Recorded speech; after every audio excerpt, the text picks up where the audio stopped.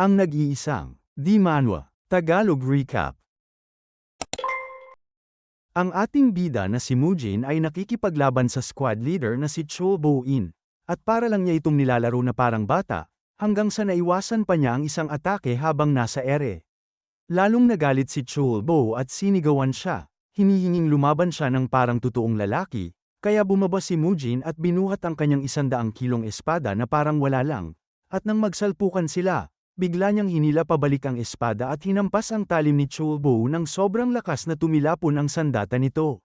Sinamantala ang pagkakataon at sinuntok niya si Chul Bo sa mukha nang halos mawasak ang ilong nito at bumagsak ng malakas sa lupa, dahilan para mabigla ang lahat dahil hindi siya kailanman naging ganito kalakas noon. Para maintindihan kung bakit nagagawa ng ating bida na ganituhin ang isang squad leader, balikan natin ang simula. Ang ating bida, na kilala bilang Divine Demon, ay isang napakalakas na swordsman na humarap sa siyam na makapangyarihang pinuno ng mga sekta dahil sa paghihiganti. At sa pamamagitan ng kanyang kahanga-hanga at nakakatakot na husay sa espada ay nagawa niyang makipagsabayan sa kanila. Hinihiwa sila ng may sukdulang eksaktong galaw kaya't litong-lito ang lahat kung paano niya nagagawa yun. At bago pa nila mamalayan ay isa-isa na silang naputol at napatumba, hanggang sa mapagtanto nilang ang ating bida ay hindi tao kundi isang halimaw.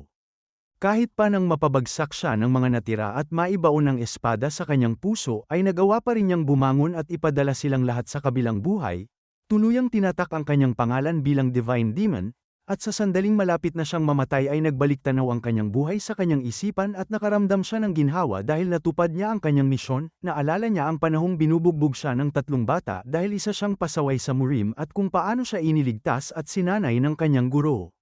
Ngunit sa huli ay namuhay siya sa pamamagitan ng espada, pumapas lang sa kaliwat kanan, at napaisip kung yun lang ba talaga ang kahulugan ng buhay niya.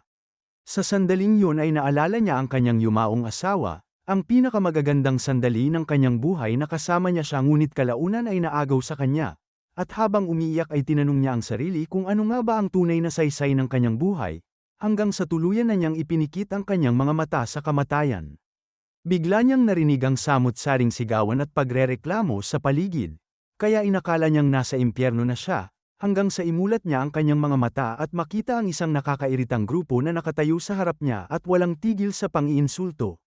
Lubos na nalilito ang ating bida dahil wala siyang maintindihan sa mga nangyayari, at sa tabi niya ay may 2 bata, kung saan ang batang lalaki ay ipinagtatanggol ang kanyang nakatatandang kapatid. Sinasabing hindi nila maaaring isuko ang martial arts ng kanilang angkan hanggat buhay pa ang kanyang kuya.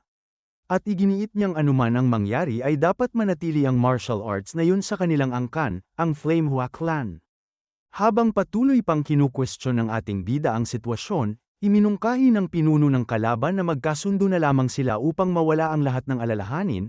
Tinawag niya ang ating bida na si Mujin at sinabing handa siyang mag-alok ng pera dahil lubhang dukha ang kanilang angkan. Kapalit nito ay itataya ni Mujin ang martial arts ng kanilang angkan at magduduelo sila para rito.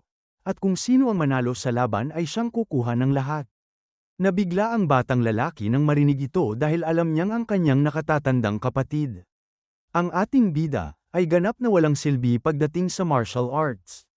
Pagod na sa ingay ang ating bida kaya napilitan siyang tanungin ng grupo kung sino ba ang Mujin, gayong alam niyang siya ay ibang tao. Dahilan para malito ang kanyang mga tinatawag na nakababatang kapatid at titigan siya na parang isang baliw.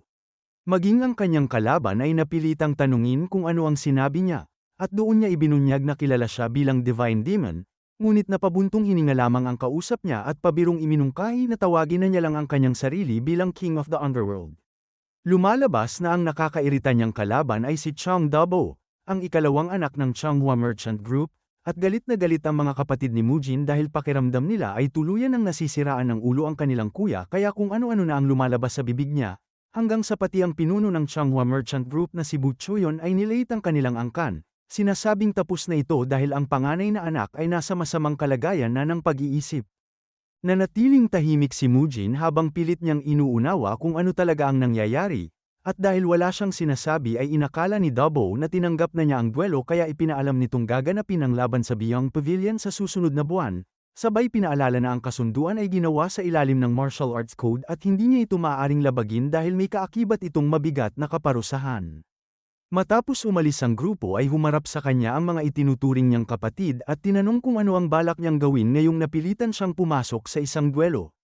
Lalo pang pinasama ng sitwasyon ang katotohanang hindi pa siya kailanman nakagamit ng espada, dahilan para matawa ng malakas si Mujin dahil alam niyang ang swordsmanship ang mismong buhay at hininga niya.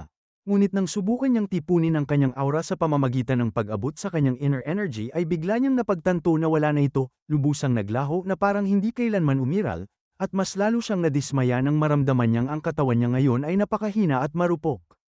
Biglang humagulgol ang kanyang kapatid na babae, nagmamakaawang magising na siya sa katotohanan, at diretsahan pa siyang tinawag na basura at tanga dahil hinayaan niyang apihin sila ng merchant group, sinaway naman siya ng kapatid na lalaki at pinapag-sorry, ngunit tumanggi siya at sinisi si Mujin sa pagkamatay ng kanilang mga magulang bago tumakbo palayo habang umiiyak. Humingi ng paumanhin ng batang lalaki sa asal ng kanyang kapatid, sinabing nadadala lang ito ng galit minsan, at pagkatapos ay umalis na rin. Lubos na nalito si Mujin dahil hindi niya maisip na pati mga bata ay kinamumuhian na siya at tinuturing siyang isang baliw. Habang naguguluhan ay malinaw pa rin sa kanya ang huling alaala niya, ang walang awang pagpaslang niya sa mga pinuno ng mga sekta, kaya naniwala siyang dapat ay namatay na siya ng payapa. Ngunit sa halip ay nagising siya sa isang banyagang katawan. Dahilan para bumagsak siya sa lupa sa matinding pagkadismaya, iniisip kung sino-sino ba talaga ang mga batang yun. Biglang may isang kakaibang lalaki na tila katulong ni Mujin ang patakbong lumapit at tinanong kung bakit siya lumabas kahit napakahina ng kanyang katawan, sinasabing nag-aalala siya para sa kanya. Ngunit simple lamang na tinanong ni Mujin kung sino ba siya dahil malinaw na hindi niya ito kilala. Nagulat ang lalaki na nagngangalang Masok at inakalang inatake na naman si Mujin ng sakit dahil sa tinatawag nilang pagkabaliw, at dahil kumbinsido siya talagang may amnesia si Mujin ay napagdesisyonan niyang ikwento ang kanyang nakaraan. Ayon sa kanya, si Hua Mujin ay dating isang batang may pambihirang talento at mataas na reputasyon na gustong kunin bilang disipulo ng ilang orthodox sects, at sa edad na 23 ay naging pinuno na siya ng kanilang angkan. Ngunit aminado si Sak na napapagod na siyang ikwento ito dahil mahigit 6,000 beses na niya itong inulit. Hindi naniniwala si Mujin na isa siyang dating napakagaling na bata dahil malinaw na napakapangit ng kalagayan ng kanyang energy core. At bukod dito ay nais din niyang malaman kung ano ang sinasabing kabaliwan na inuugnay sa kanya, kaya ipinaliwanag din ito ni Sak. 17 taon na ang nakalipas, nagkaroon ng isang hindi opisyal na duelo sina Mujin at Dabo kung saan nangako silang hindi gagamit ng inner energy, 6 na taong gulang si Mujin at 9 na taong gulang naman si Dabo noon. Nagsimula ang laban ng dalawang bata matapos pumayag si Dabo sa kasunduan, ngunit habang tumatagal ang laban ay sinira ni Dabo ang kanilang pangako at sinuntok si Mujin gamit ang inner energy.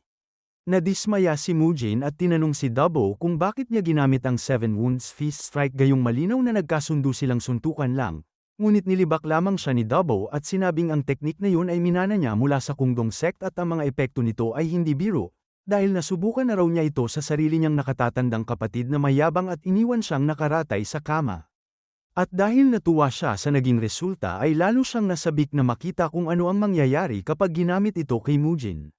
Sa madaling salita ay tinatawag na ngayong baliw si Mujin dahil naniniwala ang lahat na ang kalagayan niya ay bunga ng matinding epekto ng 7 Wounds Fist Strike.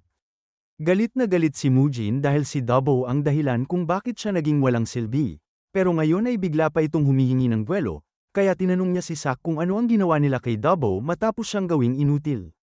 Sinabi ni Sak na ang ama ni Mujin ang nagbigay ng huling pasya, at kahit pinsan niya si Dabo ay anak din ito ng Changhua Merchant Group na itinuturing na isa sa top 10 ng Central Plains, kaya sa kabila ng matinding kasalanan ni Dabo ay pinakawalan lamang siya ng ama ni Mujin na may babala, bagay na hindi matanggap ni Mujin dahil para sa kanya ay napakawalang kwenta ng isang ama na kayang patawarin ang taong sumira sa buhay ng sarili niyang anak, dahilan para isipin niyang basurang-basura ang buong angkan. Matapos nito ay tinanong niya si Sak kung nasaan na ang kanyang mga magulang, at ipinaliwanag ni Sak na habang lumalala ang kalagayan ni Mujin ay nalubog sa utang ang kanyang ama sa paghahanap ng lunas. Hanggang sa 9 na taon na ang nakalipas ay tuluyang lumubha ang sakit ng kanyang ina at pumanaw. Makalipas ang 3 taon ay sumunod na rin ang kanyang ama sa kabilang buhay. Dahil dito ay itinuring si Mujin bilang anak na pumaslang sa sarili niyang mga magulang at sumira sa angkan.